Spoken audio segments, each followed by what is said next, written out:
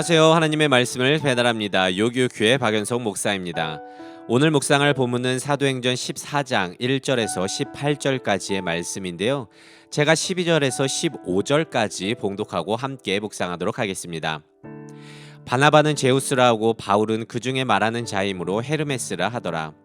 시외 제우스 신당의 제사장이 소와 화환들을 가지고 대문 앞에 와서 무리와 함께 제사하고자 하니 두 사도 바나바와 바울이 듣고 옷을 찢고 무리 가운데 뛰어들어가서 소리질러 이르되 여러분이여 어찌하여 이러한 일을 하느냐 우리도 여러분과 같은 성정을 가진 사람이라 여러분에게 복음을 전하는 것은 이런 헛된 일을 버리고 천지와 바다와 그 가운데 만물을 지으시고 살아계신 하나님께로 돌아오게 함이라. 오늘 말씀은 바나바와 바울이 안디옥으로부터 파송받아 유럽에 복음을 전하는 소위 제1차 선교 여행으로 불리는 여정이 소개되고 있습니다. 어제는 비시디아 안디옥에서의 복음 전파를 시작으로 오늘은 이고니온 지역으로 옮겨 이곳 회당에서 예수의 이름을 전하고 있습니다. 근데 너무나도 다행인 건 복음을 듣고 유대와 헬라의 허다 무리가 믿었다는 것입니다. 하지만 그 기쁨도 잠시 순종하지 않은 유대인들이 그곳 이방인들을 선동해서 이 두 사도에게 악감을 품게 했고 둘의 선교 활동을 방해하기 시작했는데요. 그런데 그 선동이 얼마나 심했는지 단순한 말싸움이 아니라 이들을 돌로 치려 하였습니다. 그래서 바나바와 바울은 그곳을 도망쳐 나왔고요. 이번에는 루스드라와 더베 지역으로 이동했는데 그곳에서 평생 걸어본 적 없는 발을 쓰지 못한 한 사람을 만나게 됩니다. 그리고 바울은 그에게 구원받을 만한 믿음이 있는 것을 보고 일어나라 하니 그가 낫게 되었다는 것입니다. 근데 여기서 구원받을 만한 믿음이란 무엇을 말하는 것일까요? 물론 그것은 어떤 정해진 공식처럼 알 수 있는 것은 아닙니다. 아마도 그의 모습에서 예수를 구원자로 온전히 받아들인 어떤 모습을 보았을 거라 여겨집니다. 그나마 말씀에서 한 가지 알 수 있는 것은 그는 바울이 말하는 것을 들었다는 것입니다. 들었다. 여러분 듣는 거에도요 두 가지 형태가 있는데요. 단지 그냥 소리를 듣는 행위가 있고 다른 하나는 그 소리가 무엇인지 어떤 뜻을 갖고 있는지 귀 기울여 듣는 행위가 있습니다.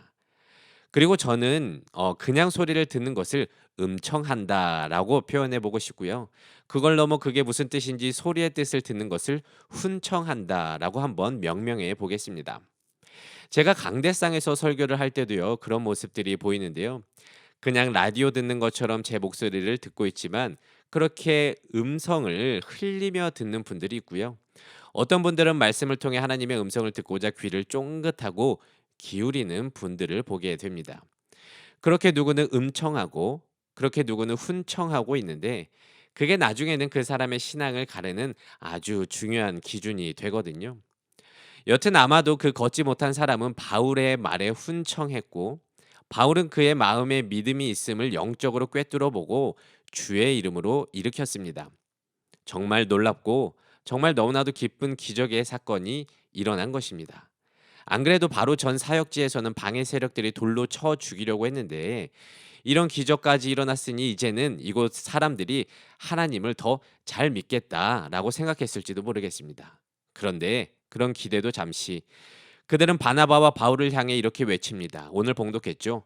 제우스와 헤르메스가 나타났다. 그러면서 이 둘에게 제사를 지내려고 하는 것 아니겠습니까? 그러자 두 사도가 말합니다. 우리도 여러분들과 같은 성정을 가진 사람들 뿐입니다.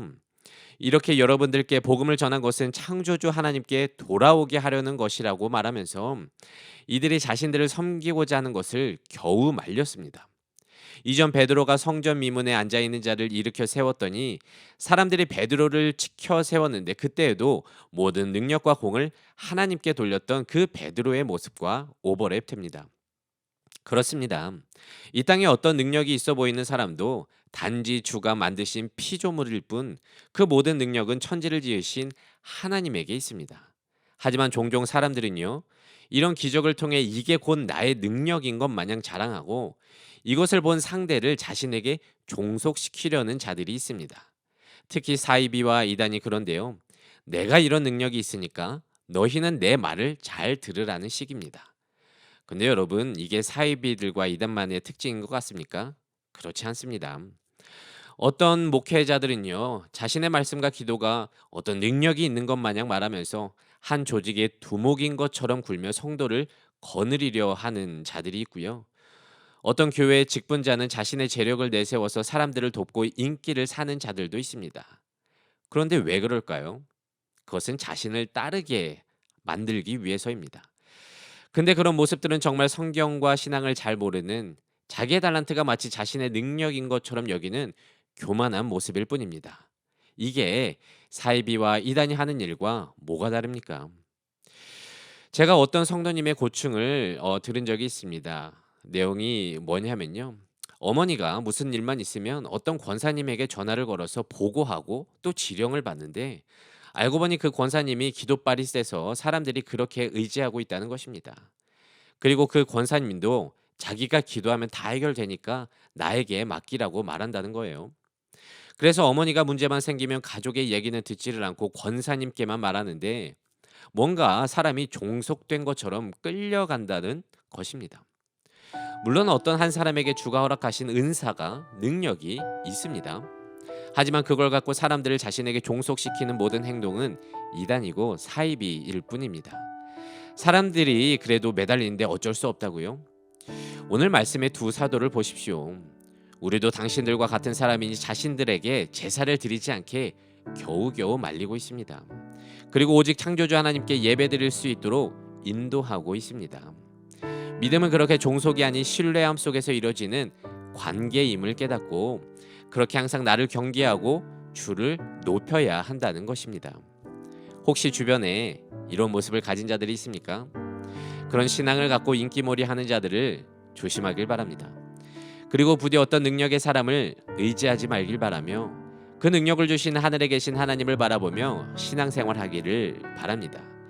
그렇게 성경을 통해 들려지는 모든 말씀에 음청하지 말고 훈청함으로 나를 향한 주님의 사랑과 계획, 그 뜻을 직접 알아가는 모든 믿는 자들 되시기를 진심으로 소망합니다.